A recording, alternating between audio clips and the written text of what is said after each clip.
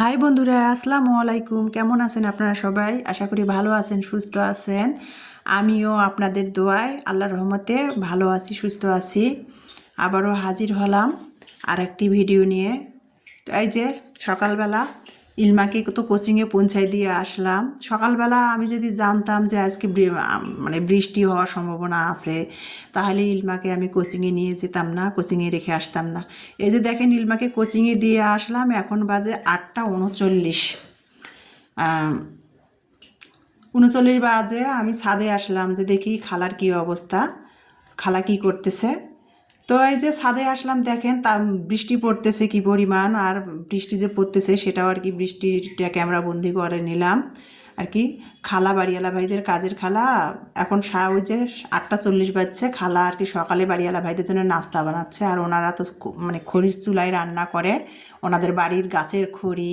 তো খালা লাকড়ির চুলাতে রান্না করতেছে, এই যে সিদ্ধ করতেছে, আটা সিদ্ধ করতেছে। খালা রুটি বানাবে সকালের নাস্তা। আর দেখেন বৃষ্টি পড়তেছে। আর এই ফাল্গুন মাস বৃষ্টি হলে, বাড়িওয়ালা ভাইয়ের কাজের খালা অনেক আগের যুগের মানুষ তো বলতেছে ফাগুনে বৃষ্টি হলে আগুন, ফাগুনে ফাগুনে আগুন, ফাগুন মাসে নাকি ফাল্গুন মাসে বৃষ্টি হলে আগুন দেশের মধ্যে পড়ে, আগুন লাগে। মানে ওই যে খনার বসনে যে আগের যুগের মানুষরা যে কথাগুলো বলতো দাদি নানিরা, সেটাই আর কি। খালা যেহেতু আগের যুগের মানুষ, আগেরকার যুগের মানুষ, খালা বলতেছিল যে ফাগুনে আগুন নামে, ফাগুন মাসে যদি বৃষ্টি হয়। তো যাই হোক, আমি গুছিয়ে বলতে পারতেছি না। তো সেটাই আর কি, খালা আর কি বলতেছিল বৃষ্টি হচ্ছে, বাতাসও একটু একটু করে বইতেছে।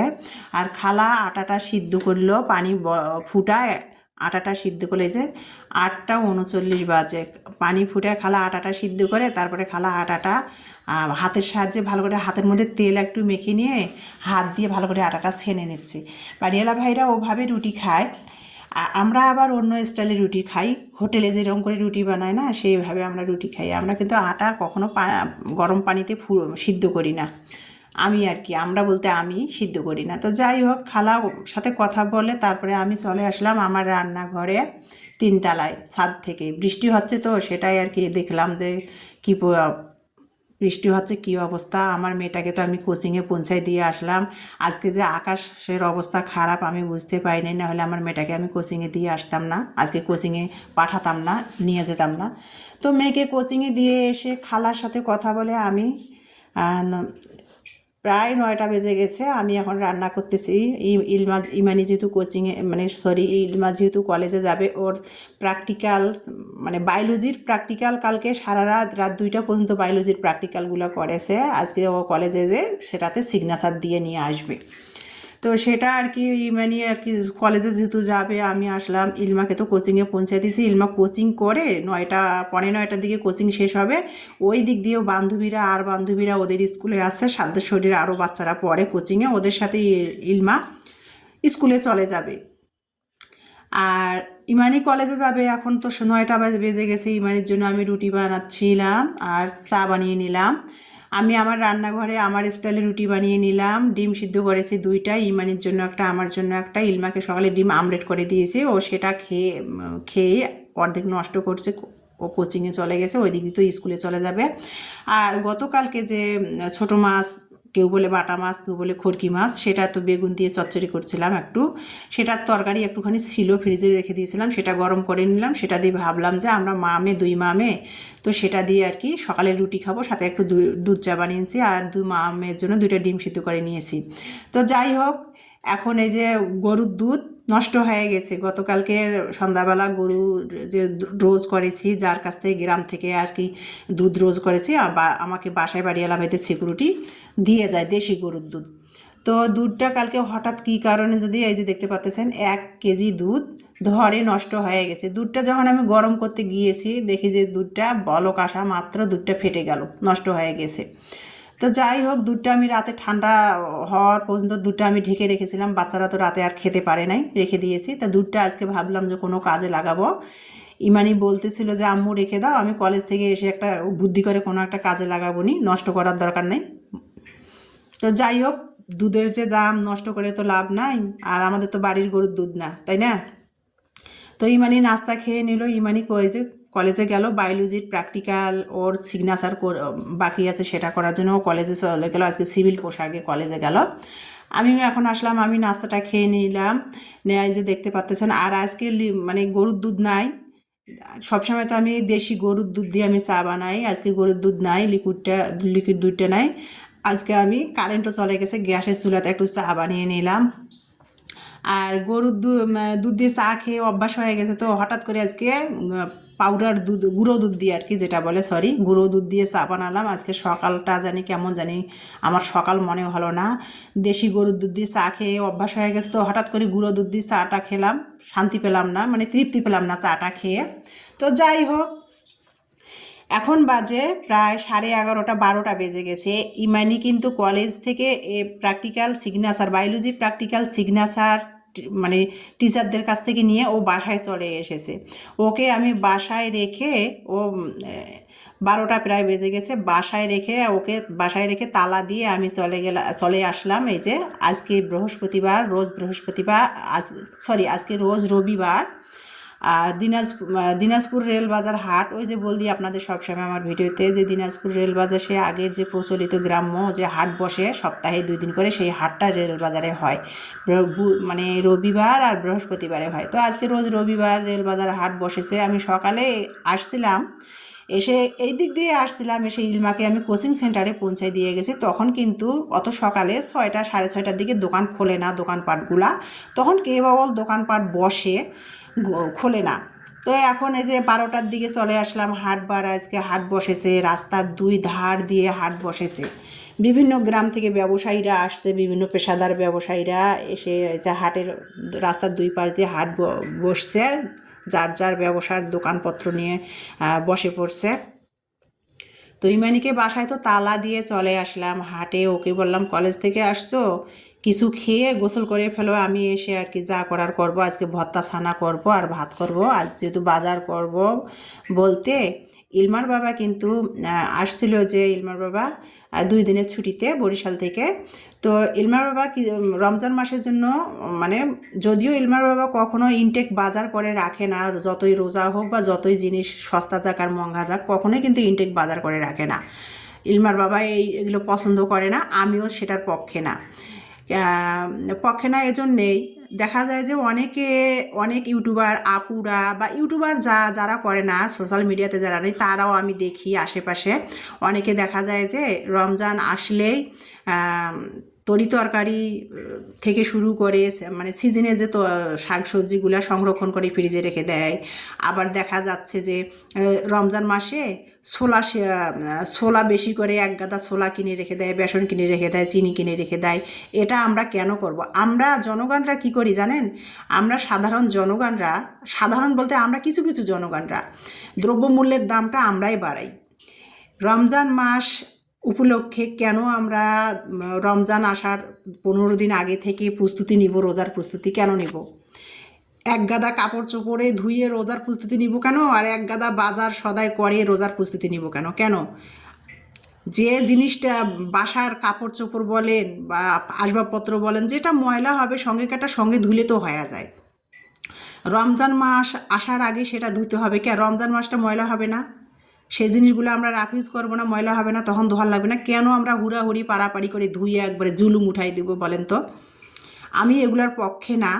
আবার দেখা যায় যে অনেকে ইনটেক বাজার করে করে রেখে দেয়, এই 1 গাদা ছোলা কেনে, বেসন কেনে, তেল কেনে, হাবিজাবি ইত্যাদি ইত্যাদি কিনে সংরক্ষণ করে রেখে দেয়। কেন রে ভাই, এটা কেন করব? আপনাদের এনার্জি আছে, আপনারা করেন, আমিও এগুলোর পক্ষে না, আমার হাজব্যান্ডও এগুলোর পক্ষে না। কারণ রমজান মাস হয়তো 1 সপ্তাহ, 4-5 দিন, রমজানের শুরুতে 4-5 দিন দ্রব্যমূল্যের দামগুলো একটু বেশি যায়। তারপরে দেখা যায় যে রমজানের 4-5 দিন যেতে না যেতেই কিন্তু দ্রব্যমূল্যের দামগুলো একটু একটু কমে।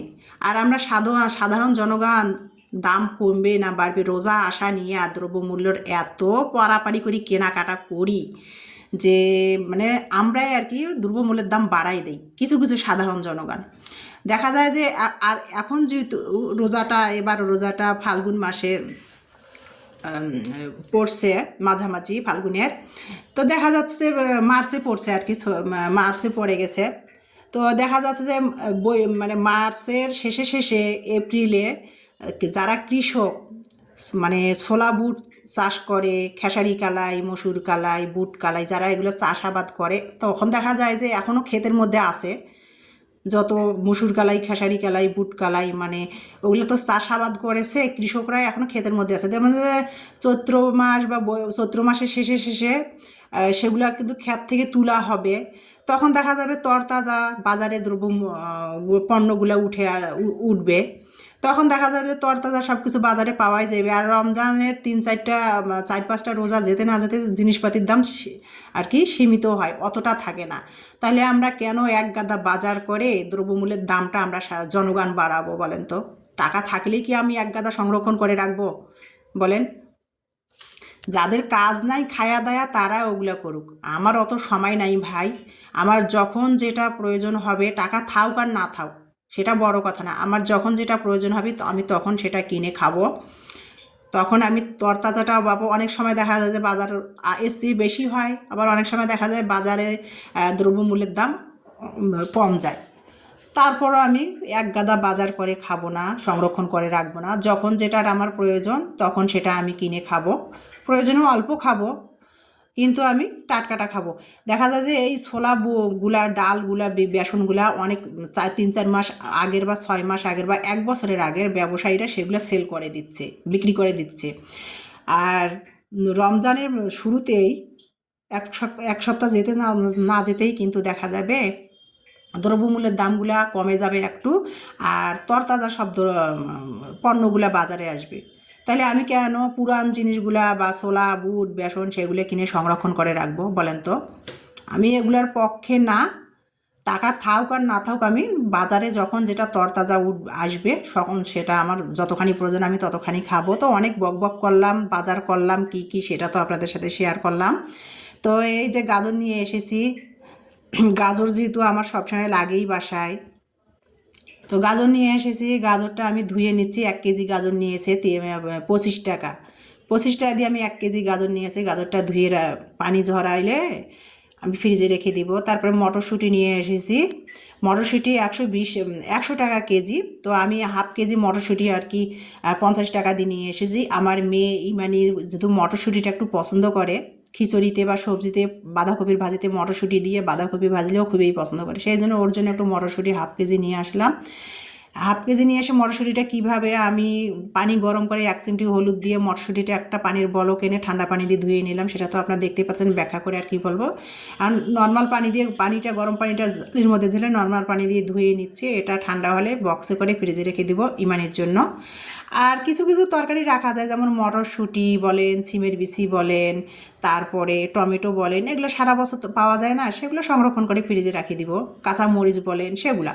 আর অন্য অন্য জিনিসগুলো ছোলা বুট বেসন চিনি হাবি জাবি এগুলো কেন ভাই আমরা এক গাদা কিনে রেখে দিব বলেন তো? তো যাই হোক, অনেক বক বক করলাম। যদি কোনো কিছু বলে থাকি তাহলে ক্ষমা চোখে দেখবেন। এটা আমার মনে হয়েছে সেটাই আর কি আপনাদের সাথে শেয়ার করলাম। আর যার যার একান্তই ব্যক্তিগত ব্যাপারে সেগুলা। তো আমি এই যে সকালে যে দুধটা দেখালাম আপনাদের, গতকালকে 1 লিটার দুধ নষ্ট হয়ে গিয়েছিল, সেটা আর কি আমি সময়ের অভাবে করতে পারিনি। ইমানি কলেজ থেকে আসছে, আমিও বাজার করে নিয়ে আসলাম। দুপুরেও রাতে ভর্তা ছানা ভাত খেয়ে নিয়েছি আজকে, যেহেতু সময় ছিল না রান্না করতে পারিনি। তো ইমানি এই যে দুধটা যে ফেটে গিয়েছিল সেই দুধটা পানি সেকে পানিটা ভালো করে শুকনো করে ছানাটা চিপাই নিছে, ছাঁকনিতে চিপটাই নিয়ে হাত দিয়ে ভালো করে ছানাটা ডলে নিল, সেটা তো আপনারা দেখতেই পেয়েছেন। তো নিয়ে তারপরে ছানাটা দিয়ে মানে সন্দেশ বানাবে বা ছানার মিষ্টি বানাবে। তো দেখেন ছানার মিষ্টিটা কীভাবে তৈরি করলো মানে প্রথমে কড়াইতে ছানাটা ডলে নিয়ে ঘি দিল, আর 2টা সাদা এলাচি দিল ফ্লেভারের জন্য, তারপরে চিনি দিল, দিয়ে গুঁড়া দুধ চিনি একসাথে একটু গুলে দিয়ে কড়াইয়ের মধ্যে ছানাটা দিয়ে তৈরি করলো ছানার সন্দেশ। আর উপরে একটু পাস্তা কাজু বাদাম আর কি কুচাই দিল, দিয়ে এটা আর কি ফ্রিজে রেখে দিবে, নর্মাল ফ্রিজে। ঠান্ডা হলে আধা ঘন্টা পর বের করে কাটবে। তো আজকে বিকালে ইমানি এটা নাস্তা বানিয়েছে, 2 বোনে নাকি এটা খাবে আজকে বিকালে। তো ফ্রিজে নর্মাল ফ্রিজে রেখে দিচ্ছি।